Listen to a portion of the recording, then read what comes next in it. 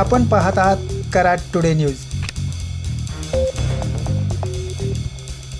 पुणे बेंगलोर महामार्गावर 6 पदरी उड्डाणपुलाच्या कोल्हापूर नाका ते कोयना पूल दरम्यान भराव टाकण्याचे काम सुरू आहे।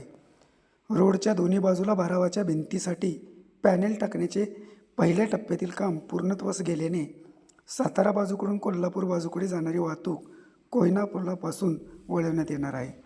त्यानंतर या भरावाच्या ठिकाणी मध्यभागी भराव टाकण्याचे काम सुरू करण्यात येणार आहे। दरम्यान वाहतूक वळवण्यासाठी DP जैन व अदानी कंपनीच्या सुरक्षा विभागाकडून तयारी सुरू आहे। सूचना फलक, बॅरिगेड्स, रस्त्यावर ठिकठिकाणी रेडियम लावण्यासह रस्त्याची सफाई सुरू करण्यात येत आहे। वाहन चालकांनी कोयना पुलापासून वेगमर्यादा व नियमांचे पालन करण्याचे आवाहन सुरक्षा विभागाकडून करण्यात आले आहे। दरम्यान या ठिकाणी वाहतूक पोलीस कर्मचारी तैनात करण्याची गरज आहे।